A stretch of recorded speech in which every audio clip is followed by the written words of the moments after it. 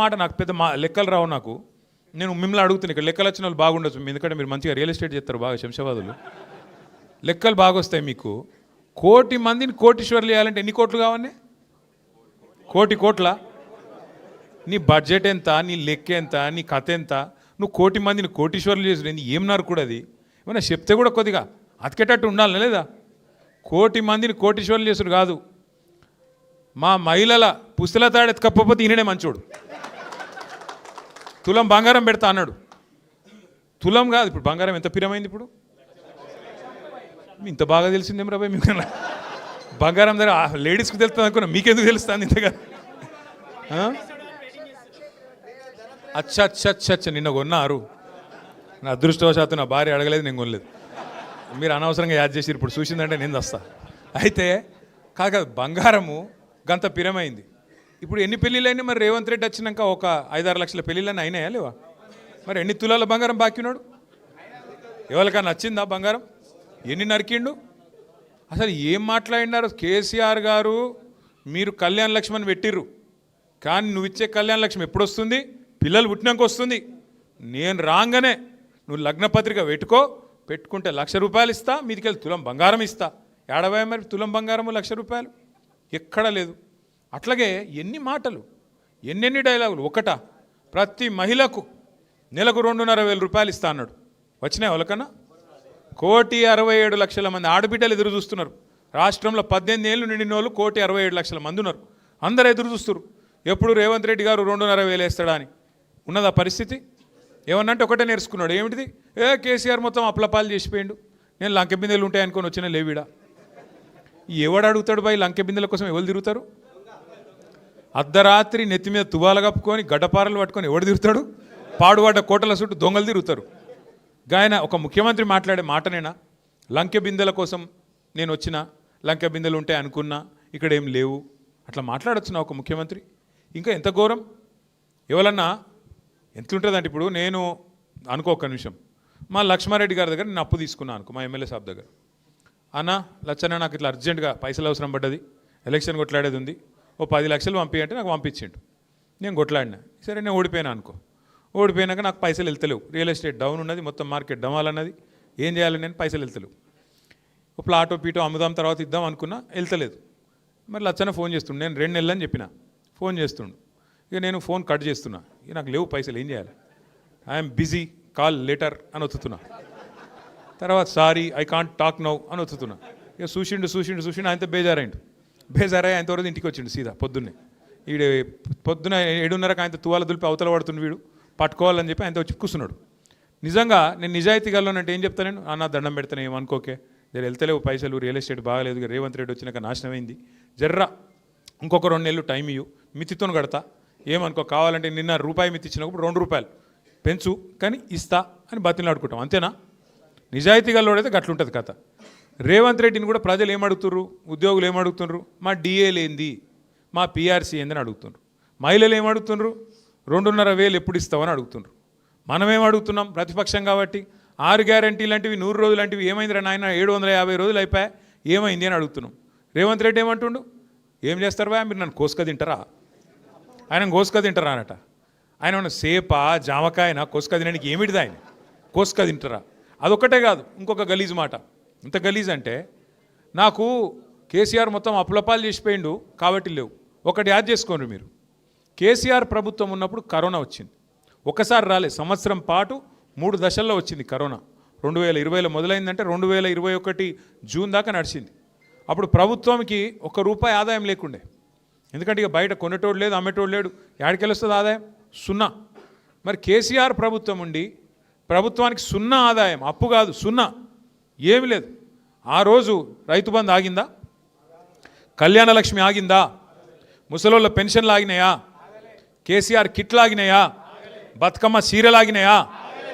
మరి రూపాయి ఆదాయం లేకుండా కేసీఆర్ ఏమో అన్నిస్తాడు, నీకేమో వడ్డిచ్చిన పల్లెం లెక్క, వడ్డిచ్చిన ఇస్తారు లెక్క మంచిగా పెట్టి, కట్టిన ఇల్లు పెట్టిన పోయి అన్నట్టు మంచిగా అపైపోతే, నీకేమో ఏ చేతగాక కేసీఆర్ అప్లపాలు చేసిపోయిందని మాట్లాడతావు. అక్కడ కావాల్సింది ముఖ్యమంత్రికి, నడిపెట్టోనికి కండ కాదు, గుండె ఉండాలి. ఒక గుండె ఉన్న నాయకుడు కేసీఆర్, కలేజా ఉన్న నాయకుడు కేసీఆర్. కాబట్టి కరోనా ఉన్నప్పుడు కూడా ఇచ్చిండు. రైతు బంధు పడ్డది, కళ్యాణ లక్ష్మి పడ్డది, షాది ముబారక్ పడ్డది, కేసీఆర్ కిట్ పడ్డది, రంజాన్కు తోఫా వచ్చింది, క్రిస్మస్ గిఫ్ట్ వచ్చింది, అన్నీ వచ్చినాయి. ఇవాళ ఏం వస్తలేవు. కేసీఆర్ కిట్ బంధు, బతుకమ్మ చీర బంధు, రంజాన్ తోఫా బంధు, క్రిస్మస్ గిఫ్ట్ బంధు, రైతు బంధు కట్టు, అన్ని కట్టు. మరి ఏడవైనాయి పైసలు, ఏడబోతున్నాయి. ఇన్ని లక్షల కోట్లు అప్పు చేస్తున్నావు. నెలకు 10,000 కోట్లు అప్పు చేస్తుండు రేవంత్ రెడ్డి. ఇప్పుడు 23 నెలలే 2,30,000 కోట్లు అప్పు చేసిండు. ఎడబోతున్నాయి మరి పైసలన్నీ. కుర్చీ కాపాడుకునేందుకు ఢిల్లీకి మూటలు పంపుట్లో బిజీగా ఉన్నాడు. ఇది వాస్తవం. మళ్ళీ మనం గట్టిగా అడిగినాం అనుకో, ఏయ్ నీ గుడ్లు వీకి గోటీలు ఆడతా, పేగులు తీసి మెడలు వేసుకుంటా. ఏమన్నా బోటి కొట్టేటోడు మాట్లాడే మాటలు, పేగులు మెడలు వేసుకుంటేంది ముఖ్యమంత్రి నాకు అర్థం కాదు. అంటే ఇంత గలీజు, ఇంకా గలీజు. బాధ ఎక్కడ అనిపిస్తుంది అంటే, ఒక దిక్కేమో ఇవాళ ప్రజల ఆస్తి కరిగిపోతున్నది రాష్ట్ర వ్యాప్తంగా. సిరిసిల్ల కానీ, సిద్దిపేట కానీ, రంగారెడ్డి కానీ, ఆలంపూర్ కానీ, ఆదిలాబాద్ కానీ, గద్వాల కానీ, యాడ కానీ మొత్తం భూముల ధరలు పడిపోయినాయి. భూముల ధరలు పడిపోయినాయి అంటే వేరే ఉద్దేశం కాదు, రియల్ ఎస్టేట్ అని కాదు. ఒక మనిషికి ఒక ధీమా భూమి అంటే, నా భూమి ఉన్నది, నాకు 1000 గదాలు ఉంది భయ్ హైదరాబాద్లో, ఏమైనా సరే చూసుకుంటా అనే ఒక ధీమా ఉంటుంది. ఇలా దాని విలువ అట్లా హారతి కర్పూరం లెక్క కరిగిపోతుంటే ఆ ధీమా ఉంటుంది ఆ మనిషికి. బ్యాంకులో తాకట్టు పెడితే పైసలు వస్తాయి, మరోడైనా అక్కడ గిరివి పెడితే ఆడు పైసలు ఇస్తాడు. ఇవాళ ఉన్నదా? ఎందుకంటున్నా ఈ మాట అంటే, ఇవాళ రేవంత్ రెడ్డి ప్రభుత్వం వచ్చినాక ఏం గలీజ్ దంద పెట్టిండు. హైడ్రా ఏమి హైడ్రా ఏమిటిది అంటే ఒకటే ఒక దందా. అది పెద్దవాళ్ళని డబ్బులు భయపెట్టి డబ్బులు వసూలు చేసే దందా. మీరు చూడుర్రి, గరీబ్ గాళ్ళ ఇండ్ల మీద పడతారు, ఇల్లుగులో కొడతారు. ఒక్క పెద్ద ఉందని కొట్టిర్రా? ఇప్పుడు ఈ మూసీలకి ఏంటో కాదు, మీ నియోజకవర్గంలోనే మూసీలా అడ్డంగా కడుతురు, మూసికి అడ్డంగా. వాని ఎవడన్నా కొడతాడా? ఆయన దగ్గర పోదు హైడ్రా. వెనకడికో సినిమా ఉండగా పవన్ కళ్యాణ్, అత్తారింటికి దారేదని. హైడ్రాకు ఇవన్నిటికి దారులు దొరకలేవు. ఏది ఈ బడా సేట్లు కడుతున్న వాటికి దారి దొరకది. గరీబుల దాడుంటే అడవి మాత్రం అర్ధరాత్రి పోయి కొట్టాలి. వాళ్ళ దగ్గర కాగితాలు ఉన్నా వాళ్ళు అయ్యో మా దగ్గర కాగితాలు ఉన్నాయి చూడంటే చూడరు, హైకోర్టు ఆర్డర్ ఉందంటే చూడరు, కొట్టిపారేయాలి. వాళ్ళు వీళ్ళేంది ముఖ్యమంత్రి సొంత అన్న తిరుపతి రెడ్డి, ఆయన ఇల్లే చెర్లుంది, ఆయనది మాత్రం ముట్టరు. చూడరు మీరు, జాగ్రత్తగా ఇనురు. పట్నం మహేందర్ రెడ్డి ఉన్నాడుగా, ఆయనది మంచిగా మా చెర్లనే ఉంది కదా గెస్ట్ హౌస్, మరి దాని ఎందుకు ముట్టవు? మీ దానిలో ఉంది కదా కొత్తవాళ్ళగూడలో, మంచిగా చెర్ల మధ్యలో కట్టిండు, దాన్ని ఎవరు ముట్టరు. పక్కకు వివేక్ వెంకటస్వామి మంత్రి, ఆయనది చెర్లనే ఉంది బఫర్లా, ఆయనది ముట్టరు.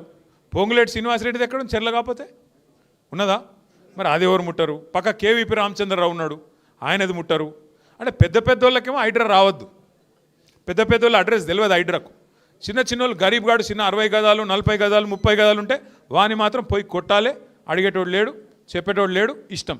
పెద్దోళ్ళ దగ్గర పైసలు దొబ్బాలి, బెదిరియాలి, చిన్నోళ్ళకి మాత్రం ఈ రకంగా కూలగొట్టి ఎందో చేస్తున్నట్టు పోజులు కొట్టాలి. ఇదేనా హైడ్రా? ఎందుకు కుప్పగులింది ఇవాళ రియల్ ఎస్టేటు? ఈ దిక్కుమాలిన ఆలోచనలు, ఈ దిక్కుమాలిన విధానాలతో బెదిరించుడు, చెవి పెట్టి పిండుడు, స్క్వేర్ ఫీట్కి ఇంత అని రేటు పెట్టుడు, ఎన్ని గలీజ్ పనులండి ఈ రాష్ట్రంలో ఈ 2 ఏళ్ళలో. అన్నిటికన్నా చేసిన గలీజ్ పని ఏంటంటే రేవంత్ రెడ్డి అసలు ఫస్ట్ అధికారంలోకి రాగానే మొట్టమొదటి దెబ్బ కొట్టింది మీ రాజేంద్ర నగర్ నియోజకవర్గాన్ని. మొదటి దెబ్బ రాగానే ఒకటే సెకండ్, మొదటి రోజు రెండో రోజు ఎయిర్పోర్ట్ మెట్రో రద్దు. ఏమిటికి పెట్టినాం ఎయిర్పోర్ట్ మెట్రో? పిచ్చిలేసా? హైదరాబాద్ అసంటి సిటీకి ఓఆర్ఆర్ ఉన్నా కూడా ఇవాళ ఇంకా డెవలప్ అయ్యే ఛాన్సు ఇటు పశ్చిమ భాగానికి, అటు కొద్దిగా దక్షిణ భాగానికి ఉన్నది. అటు మహేశ్వరంకి వెళ్ళి మొదలు పెడితే, కేసీఆర్ గారు పెట్టిన ఫార్మాసిటీ నుంచి మొదలు పెడితే యువతల దాకా శంషాబాద్ దాకా బ్రహ్మాండంగా ఇక్కడ ఎట్లయితే గచ్చిబౌలి ఇడిదికి ఎట్లయితే అయిందో నానక్రామ్ కూడా ఖాజా కూడా అట్లనే అవతల దిక్కు కూడా చేయాలన్నది కేసీఆర్ గారి ఆలోచన. దానికి అనుగుణంగా ఒక ఎయిర్పోర్ట్ మెట్రో మాత్రమే పెట్టలే కేసీఆర్ గారు. క్యాబినెట్లో నేను సబితక్క మేమందరం ఉన్నాం. 2023లో క్యాబినెట్లో 400 కిలోమీటర్ల మెట్రోని మనం మంజూరు చేసినాం. 1 కాదు 2 కాదు. ఎయిర్పోర్ట్ 37 కిలోమీటర్లు. ఎయిర్పోర్ట్ కూడా ఎందుకు పెట్టినాం? మైండ్ స్పేస్ నుంచి 3 కారణాలు. మధ్యలో బుద్వేల్ కాడ ఒక స్టాప్ ఉంటుంది, నార్సింగి కాడ ఒక స్టాప్ ఉంటుంది, శంషాబాద్ కాడ ఆఖరి స్టాప్ ఉంటుంది. అప్పుడు ఏమవుతుంది? అది కేవలం ఎయిర్పోర్ట్కి పోయటానికి వనికొచ్చుడు కాదు. ఎవరన్నా శంషాబాద్లో విల్లాస్ కట్టుకున్నా, అపార్ట్మెంట్లు కట్టుకున్నా, ఆడగొనుక్కున్నా, ఫైనాన్షియల్ డిస్ట్రిక్ట్లో ఇక్కడ పనిచేస్తుంటే కొండాపురంలో మాదాపురంలో ఆడెక్కి ఇక్కడ దిగుతారు. వాళ్ళ కార్లలో వచ్చే అవసరం ఉండదు. ఇప్పుడు మీరు చూస్తూనే ఉన్నారు ట్రాఫిక్ ఎంత పెరుగుతుందో. ట్రాఫిక్ ఇంత అడ్డగోలుగా పెరుగుతుంది, ఇంకా భవిష్యత్తులో కూడా ఇంకా పెరుగుతుంది. కాబట్టి ఆ బాధ రావద్దు అన్న ఉద్దేశంతో ఇక్కడ బుద్వేల్లా, నార్సింగిలా, శంషాబాద్లా అన్ని చోట్ల స్టాపులు పెట్టి ఆంచెల్లిడికి వచ్చిపోయేందుకు సౌలత్ అనేది ఒకటి సృష్టిస్తే మొత్తం అయిపోయింది. టెండర్ అయిపోయింది. 6,000 కోట్లు పైసలు తయారు చేసి పెట్టినాం. జిఎంఆర్ ఆయన కొంత కట్టిండు, టీఎస్ఐఎస్ నుంచి కొంత కట్టించినాం, మొత్తం హెచ్ఎండిఏ నుంచి కొంత కట్టించినాం. అన్ని పైసలు తయారు చేసి మొత్తం పల్లెమంతా తయారు చేసి అలా వడ్డించి పెడితే టెండర్ కూడా అయిపోయి పని చాలు చేసేందుకు రెడీగా ఉంటే ఈయన రాగానే రద్దు చేసి పారేసిండు. ఎందుకు రద్దు చేసినావా అంటే ఆయనకు ఒక అనుమానం అట, నాకేమో భూములు ఉన్నాయట మధ్యలో, ఇక నాకు భూములు ఉన్నాయట, నా మీద కోపంతో దాన్ని రద్దు చేసిండు. ఎక్కిసొంటోడు ముఖ్యమంత్రి ఏం చెప్పాలి? ఇలా రాజేంద్ర నగర్ నియోజకవర్గం మరి ఆ భూములు ఏమైనా ఉంటే మరి ఆయనకే రాసిస్తా సపరేట్గా చూపెట్టి మరి సవితక్క అంటుంది. నేను రేవంత్ రెడ్డి గారికి బంపర్ ఆఫర్ ఇస్తున్నా, నా భూములు ఎక్కడనే చూపెడతా, నీకు దండం పెడతా, నాకు కూడా ఎరకలేదు. మరి ఈ కంపెనీ నాదే అంటాడు, ఆ కంపెనీ నాదే అంటాడు, ఈ బిల్డింగ్ నాదే అంటాడు, ఆ బిల్డింగ్ నాదే అంటాడు. 2 ఏళ్ళకెళ్ళి జల్లెడబడుతుండు. యాడా ఏమేమి ఉన్నాయి తీయాలి, తవ్వుండ్రి తీయండ్రి, వీని జైల్లో నూకుర్రి యాదికుందా? పోయిన దీపావళి, రేపు దీపావళి కదా, పోయిన దీపావళికి ఒక ఆయన ఉన్నాడు మంత్రి, బాంబులేటి అన్నాడు. బాంబులు వెళ్తావా అన్నాడు. మరి ఆ దీపావళి వీకింది, ఈ దీపావళి వచ్చింది, ఈ దీపావళికి వాళ్ళ ఇళ్ళనే బాంబులు వెళ్ళినాయి. చూసిరు కదా మీరు నిన్న. వాళ్ళ పంచాయతీలు పంచుకునుడు, గుద్దుకునుడు, టెండర్ ఆయన కావన్నట, ఈమె కావన్నట, ఆయన గుంజుకుండట, ఈయన గుంజుకుండట, తుపాకులు పెట్టుడట. మనం ఉన్నప్పుడేమో పారిశ్రామికవేత్తలకు గొడుగులు పట్టి, ఛత్రీలు పట్టి వాళ్ళని తీసుకుపోయినాం.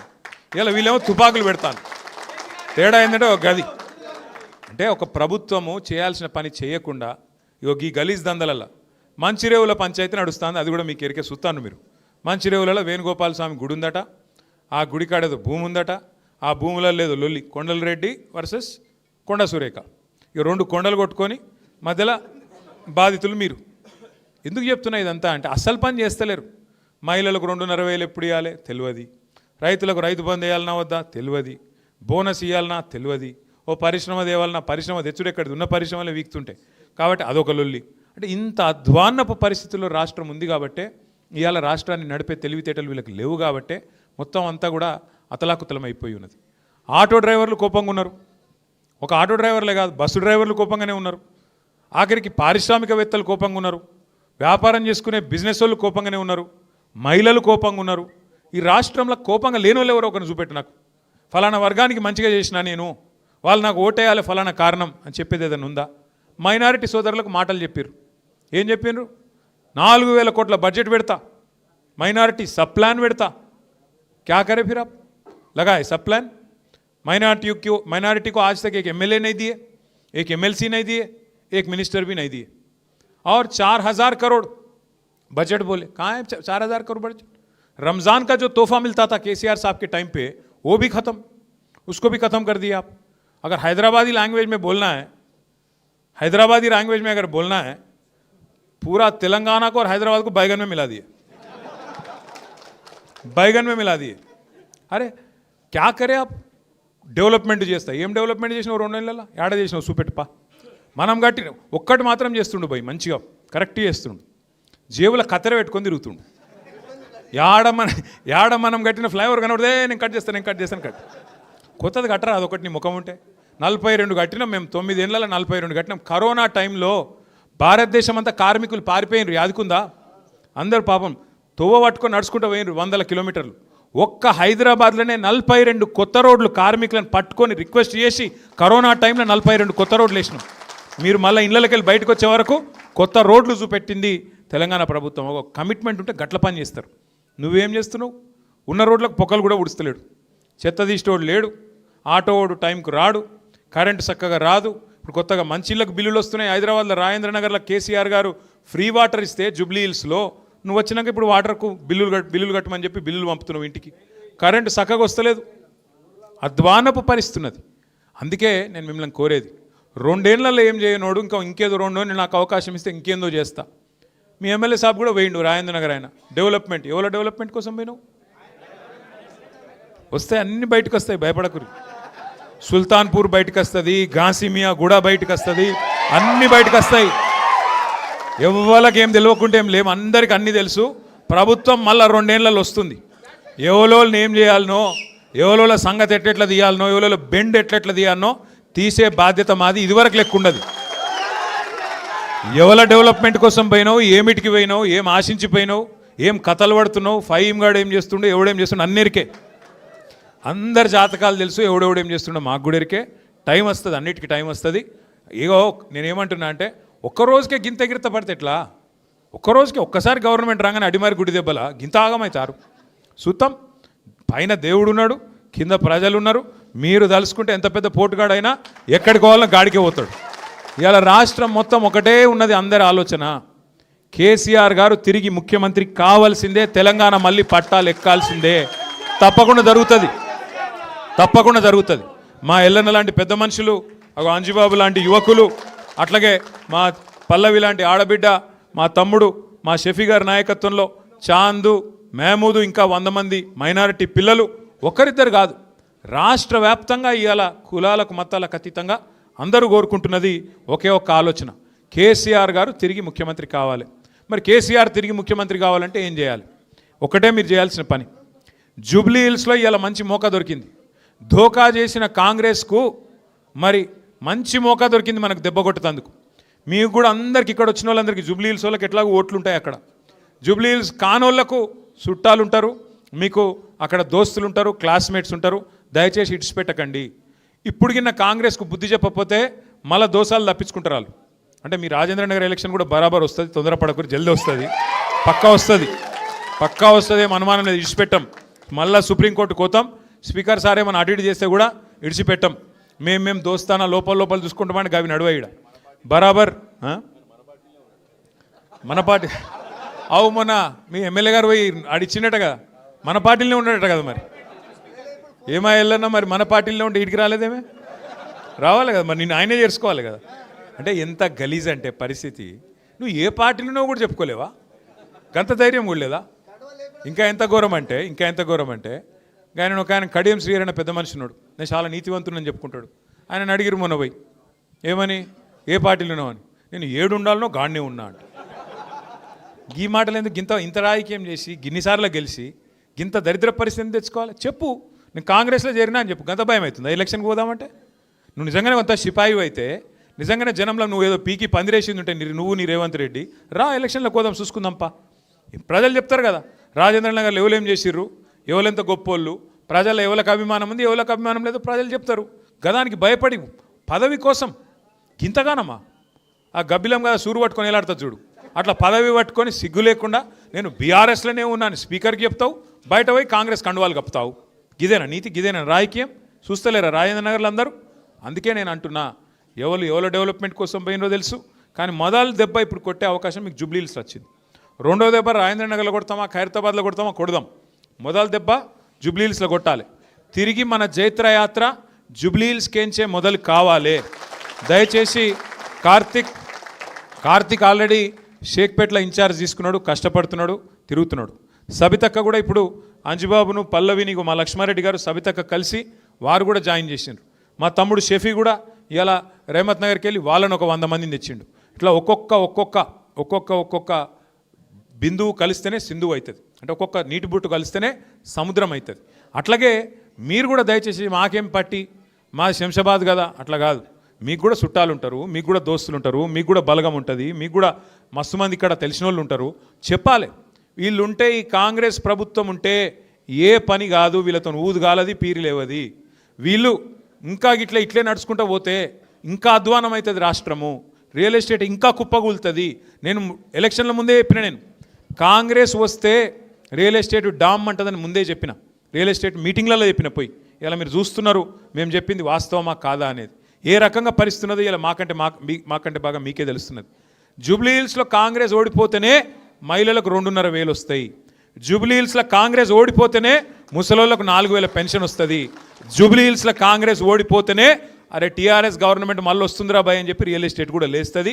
లేకపోతే మాత్రం మళ్ళీ నేను చెప్తున్నా మీకు, వీళ్ళు ఇట్లనే గోళ్ళ సాగితే మరి సీదా వాళ్ళు ఏమనుకుంటారు, కాంగ్రెస్ వాళ్ళు కూడా మేము బుల్డోజర్ పంపడే కరెక్ట్ ఉన్నదిరా భయ్, మేము ఈ బుల్డోజర్తోనే కొట్టుకుంటూ పోతున్నాం, పేదవాళ్ళ గుడిసెలు కొడుతున్నాం, పేదవాళ్ళ ఇండ్లు కొడుతున్నాం, ఇదే కరెక్ట్ అని మరి గదే పేదవాళ్ళు చెప్తున్నారు. మేము చేసేదే కరెక్టు, వీళ్ళకి ఏం స్కీములు ఇవ్వకపోయినా, ఇండ్లు కూలగొట్టినా, ఇందిరమ్మ రాజ్యం అంటే ఇండ్లు కట్టుడు కాదు, ఇండ్లు కూలగొట్టుడే అని చెప్పి మేము ప్రజలకు చూపెట్టినా మాకే గుద్దుతున్నారు. అంటే మేము చేసేదే కరెక్ట్ అని చెప్పి రేవంత్ రెడ్డి గారు ఇంకా ఇదే వైఖరి కొనసాగిస్తాడు. వీళ్ళకు బుద్ధి రావాలంటే బీసీలకు మోసం చేసిరు. నేను నాకు గమ్మత్ అనిపించింది నా చూస్తే. నిన్న బీసీ బంద్ అని చెప్పారు, మేము కూడా మద్దతు చెప్పినాం. కాంగ్రెస్ వాడు బీజేపీ వాడు ఇద్దరు పోయి రోడ్డు మీద ధర్నా ఎత్తురు. మరి ఎట్లుందంటే సామెత ఇది, నాకు గమ్మత్ అనిపించింది. అందరూ శ్రీ వైష్ణవులు అయినట్టు, కానీ రొయ్యల బుట్ట మాత్రం మాయమైందట. అరే అందరూ మద్దతు చెప్పబట్టి మరి ఎందుకు బిల్లు పాస్ కాదు?